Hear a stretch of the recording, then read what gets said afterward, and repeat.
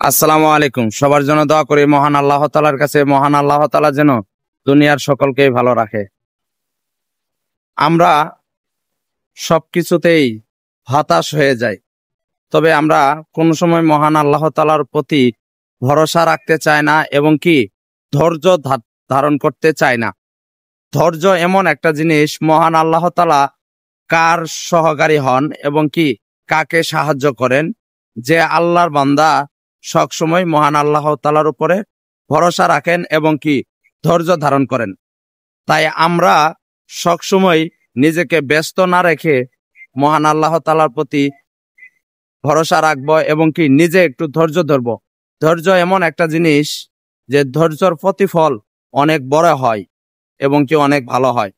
তাই নিজেকে সবসময় দুশ্চিন্তা না রেখে মহান আল্লাহ তাআলার কাছে দোয়ার মাধ্যমে আমরা নিজের ভাগ্যকে পরিবর্তন করব এবং কি নিজের রিজিকের জন্য 5 ওয়াক্ত নামাজে শামিল থাকব।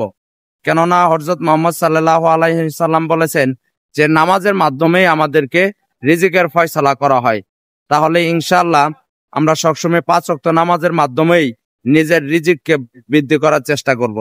নিজে সফল থাকতে হলে 5 ওয়াক্ত নামাজ পড়তে হবে, কেননা নামাজই একজন আল্লাহর বান্দাকে সুস্থ সফল রাখে, সকল বালা মুসিবত থেকে নামাজই রক্ষা করে। এবং কি আমরা যখন মানুষের ভিতরে চলাফেরা করব, সবার সঙ্গেই ভালো ব্যবহার এবং কি আচরণ করব, মানুষের মনে কষ্ট দিব না। যারা আমরা মানুষকে ঠকাচ্ছি এবং কি কষ্ট দিচ্ছি, কাল কিয়ামতের দিন এই বিচার মহান আল্লাহ তাআলার সম্মুখে থেকে করবেন। এই দুনিয়াতে বিচার না হলেও মহান আল্লাহ তাআলা কিয়ামতে কিন্তু আমাদের বিচার ঠিকই করবেন। তাই ইনশাআল্লাহ আমরা আল্লাহর ভয়টা মনের ভিতরে বেশি বেশি রাখবো এবং কি আমরা 5 ওয়াক্ত নামাজে শামিল থাকবো। সবসময় মহান আল্লাহ তাআলার কাছে আমরা দোয়ার মাধ্যমে সবকিছু চাবো। এই যে এখন বর্ষার সময় বৃষ্টি বাদল হচ্ছে, আল্লাহ রাসূল বলেছে যে তোমরা বৃষ্টির ভিতরে বেশি বেশি দোয়া করো এবং কি একামতের সময় বেশি বেশি দোয়া করো এবং কি আজানের সময় বেশি বেশি দোয়া করো।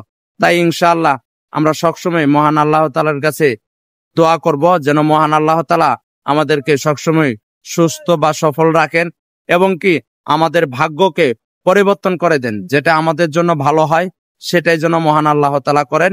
এই দোয়াটি আমরা সবসময় নফল নামাজে এবং কি নামাজে বসে করব ইনশাআল্লাহ।